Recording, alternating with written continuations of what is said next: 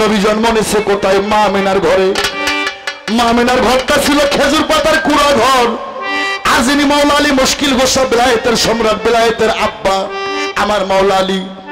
আল্লাহর যে কুদরতি ঘর মক্কা ঘর, এই মক্কা ঘরের মধ্যে মাওলা আলী নিজেই জন্ম নিয়েছে। এই নবুয়তের গায়ক আল্লাহর দস্তুর নবী আমি মাইনে নেই, আমার সদ্য গোষ্ঠী মাইনে নাই, কিন্তু আল্লাহর ঘরে তোমার নবীর জন্ম হয় নাই। আল্লাহর ঘরে কে বাবা? আমি যাকে ভালোবাসি তাকে আমার ঘরে নিয়ে না এসে আমি কি মানুষের ঘরে দিয়ে পাঠাবো? আল্লাহর ঘরটা হচ্ছে কাবা ঘর, আর কাবা ঘরের মধ্যে মাওলা আলী জন্মগ্রহণ করছে। তুমি কাবা ঘর সম্পর্ক আর মাওলা আলী সম্পর্ক আমি তোমাকে একাত্তরের মধ্যে কেমনে বুঝাবো?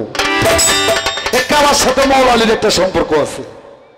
এক কাবা আল্লাহর কাছে ফরিয়াদ করছিল, যদি মাওলা আলী আমার ঘরে জন্ম না নেয় আমি কাবা কখনো হইতে চাই না। আর অনেক বিষয়বস্তু আছে, এটা অনেক বিষয়বস্তু লাইন, আমি অল্প সময়ের মধ্যে কেমনে বলবো। আমার ভাইরা যখন এবার মাওলা আলী কাবা ঘরের মধ্যে জন্ম নিল, আলীর বাবার নাম ছিল আবু তালেব, মায়ের নাম ছিল হালা বিন ফাতেমা। নবীর বাবার নাম ছিল আব্দুল্লাহ, মায়ের নাম ছিল বিবি আমেনা। এই ভূগোলটা বাবার নষ্ট হয়ে গেছে। আর মাওলা আলীর বাবার নাম ছিল আবু তালেব, মায়ের নাম ছিল হালা বিন ফাতেমা। মক্কা ঘরে যখন জন্ম নিল, আমরা সন্তানাদি জন্ম নেওয়ার পর প্রসব করি, কান্দে উঠি, চক্ষু মেলে দেখি মায়ের গাবা দুগ্ধ পান করি না। কিন্তু মাওলা আলী রে মক্কা ঘরে জন্ম নিয়ে কান্দে নাই, চক্ষু মেলাই নাই, প্রসব পায়খানা করে নাই। মক্কা মদিনার রব উঠে গেল, বিশ্ব নবীর ভাই জন্মগ্রহণ করছে, সে অন্ধ, সে প্রসব পায়খানা করে না, চোখকে দেখে না। নবীর কানে খবর যায়, নবী কয় আমার ভাই অন্ধ না। ওরা কয় যে তোমার ভাই অন্ধ। ওই সময় দুইটা বংশ ছিল, একটা ছিল কিপ্টি বংশ আর একটা ছিল বনি ইসরাইল বংশ।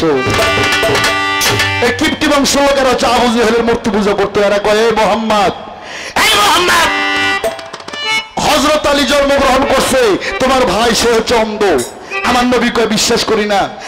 তখন ইহুদিরা কয় যদি অন্ধ হয়, আমার নবী কয় তাহলে আবু জেহেলের ধর্ম ঠিক হবে। আর আমার নবী কয় যদি আমার ভাই অন্ধ না হয় কি হবে? বলে সবাই আমরা আপনার কলেমা পড়ে মুসলমান হয়ে যাব। আমার নবী কয় চলো। ওরে কাবা ঘরের মধ্যে ৭২ জন ইহুদিকে নিয়ে আমার নবী প্রবেশ করে। ভাই ওরে আমার নবী কাবা ঘরের মধ্যে যায়, তার চাচি আম্মাকে বলতেছে চাচি আম্মা আমার ভাইকে আমার কোলে দেন। আমার নবীকে যখন কোলের মধ্যে নিল, আমার নবী যখন মাওলা আলীকে কোলের মধ্যে নিল, মাওলা আলী এবার চক্ষু মেলে আমার নবীকে সালাম দিল, আসসালাতু আসসালামু আলাইকা ইয়া রাসূলুল্লাহ, আসসালাতু আসসালামু আলাইকা ইয়া হাবিবাল্লাহ। সুবহানাল্লাহ। 3 দিনের শিশু নবীকে সালাম দিল, প্রস্রাব করলো। আমার নবী যখন মুখখানা আলীর মুখের সামনে নিয়ে গেল, আলী কবিতরের বাচ্চার মতো মুখটা হা করলো, আমার নবীর জিব্বে মোবারক মাওলা আলীর জিব্বের মধ্যে দিল।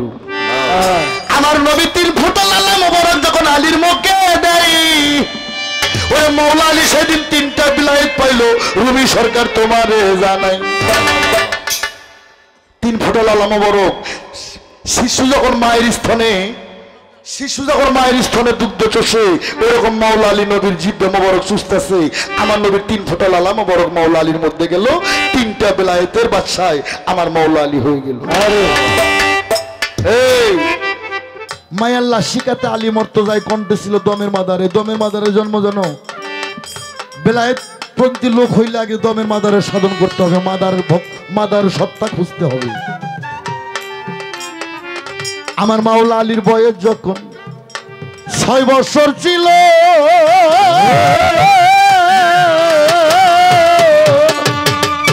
6-3 বাবা আলীর যখন 9 হইল, 9-3 কত হয়? যখন 12 বছর হইল,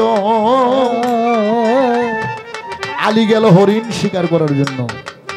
আলীর শিকার হইল না, নতুন গাঙ্গে জোয়ার বইছে গো।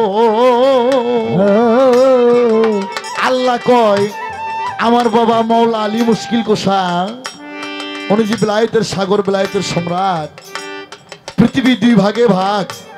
1 ভাগ নবুয়ত খতম হয়ে গেছে, এখন বর্তমান বেলায়েত আছে, বেলায়েত থাকবে, বেলায়েত চলবে। দেখি তো আলী নফসকে ঠিক রাখছে কিনা। হরিণ শিকার হইল না। আল্লাহ কয় জিবরাইল তুমি আলীর লফস পরীক্ষা করো না। বেলগাইবের ইবাদতে ঈমান রাখা বড় দায়, নষ্ট করলো নফস আম্মারা। জিবরাইল সাজিল রূপসী নারী, আলীর সম্বন্ধে ঘুরে ফিরে বেড়ায়। আলী কয় হরিণ শিকার হইল না, এ মাইয়ারা শিকার করবো রে ময়না। মেয়েটা ধরতে যায় কিন্তু ধরতে পারে না। আল্লাহ জিবরাইল একদে খেলা খেলায়, হ্যাঁ এ ধরে ধরে ভাব কিন্তু ধরতে পারে না। কিছুক্ষণ পর মেয়েটা গেল আলিমুল গায়েব হইয়া। আমার বাবা আলী মৌলা মুশকিল কুশা 12 বছর বয়স, নতুন জোয়ানি, মাথা গেল নষ্ট হইয়া রে, নষ্ট হইয়া রে, নষ্ট হইয়া রে, নষ্ট হইয়া। আলীর মাথার মনি গেল সরজলমে, সরজমিনে এবার টলিয়া। ওই একটা গান শুনেন নাই, শিপজায় রে কৈলাসেতে পুষ্পরত চরে,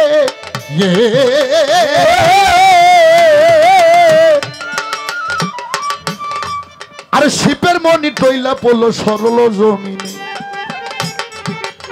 হ্যাঁ আলীর মনি বীর্য সরল জমিনে পড়িল টলিয়া। ও মিডিয়া ভাই সবার কাছে জানাই, সমস্ত কথা পঙ্কনে পঙ্কনে ছাইড়া দিবেন, খালি আকে সঙ্গ দিয়ে আনোয়ার সরকারকে যেন বিপদে ফেলাইয়েন নাই।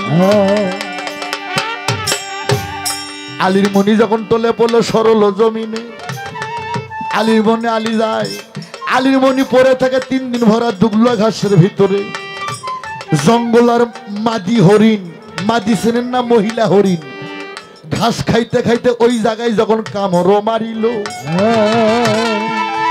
জায়গা পাইয়া আলীর মনি গর্বে ঢুকে গেল রে, গর্বে ঢুকে গেল রে, গর্বে ঢুকে গেল রে, গর্বে ঢুকে গেল। ওরে 10 মাস 10 দিন পরে হরিণ প্রসব করিল। আর হরিণের গর্ভের সন্তান নাম তার দমের মাদার হলো রে, দমের মাদার হলো রে, দমের মাদার হলো রে, দমের মাদার হলো। এই জন্য বাংলাদেশের সাধক সিদ্ধি লাভ করলে, তরিকত হাসিল করলে আগে আলী সত্তা খুঁজতে হয়। আলী সত্তা খুঁজতে গেলে আগে মা ফাতেমাকে খুঁজতে হয়। তার কারণ মায়ের ভেদ জানে কাদের গনি, মা হলো কুদরত কামনি। মৌলা আলীকেও 14 রথের রথ দেখাইছিল মা ফাতেমা, জগৎ জননী রে, জগৎ জননী রে, জগৎ জননী রে, জগৎ জননী। আর মা ফাতেমা সত্তা খুঁজতে গেলে দমের মাদার সত্তা খুঁজতে হয়।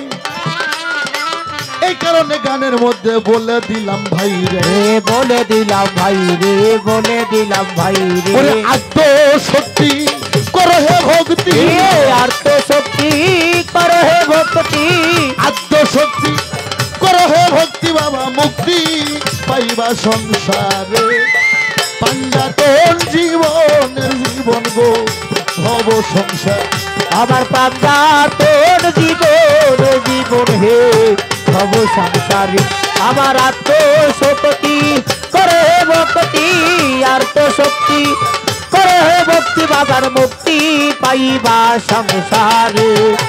পাঞ্জাতন জীবন জীবন হে ভব সংসারে, আমার পাঞ্জাতন জীবন জীবন হে ভব সংসারে। মায়ার নাসিকাতে আলী মরতে যায়, কণ্ঠে ছিল দমের মাদার, ছিল লুকালো। ওরে মস্ত হয়ে গেতে 3 পয়গম্বর, মস্ত গেতে 3 পয়গম্বর, মস্ত গেতে 3 পয়গম্বর, নিনিয়া ভাসে নিরাকারে। পাঞ্জাতন জীবনের জীবন হে ভব সংসার, আমার পাঞ্জাতন জীবনের জীবন হে ভব সংসারে। আমার পাঞ্জাতন জীবনের জীবন হে ভব সংসারে। মানুষ বীর হইতে জবর হলি, হোলি রে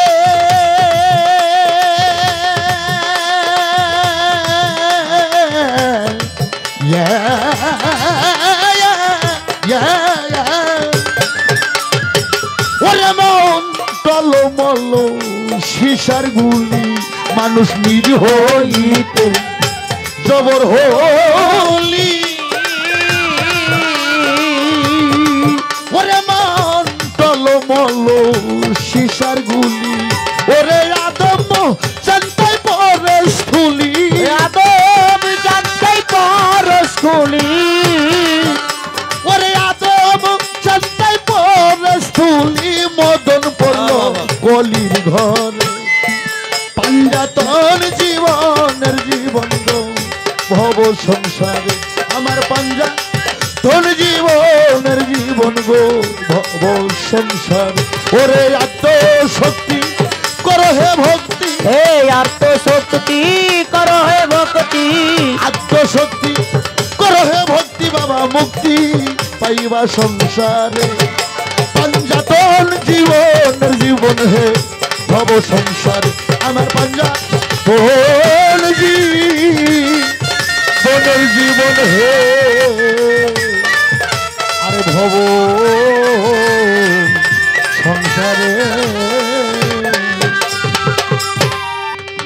তুমি গানটা শোনো আলী কি আর নবী কি ওরে আদ্য শক্তি করো হে ভক্তি আদ্য শক্তি করো হে ভক্তি বাবা মুক্তি পাইবা সংসারে পাঞ্জাতন জীবনের জীবন গো ভব সংসারে আমার পাঞ্জাতন জীবনের জীবন হে ভব সংসারে আমার আত্মশক্তি করো হে ভক্তি আত্মশক্তি করো হে ভক্তি বাবা মুক্তি পাইবা সংসারে পাঞ্জাতন জীবনের জীবন হে ভব সংসারে আমার পাঞ্জাতন জীবনের জীবন হে ভব সংসারে মায়া শক্তি প্রকৃতির দায় উম্মতের দায়ী নবী আমার খেতা দিল গাই আরে মায়া শক্তি প্রকৃতির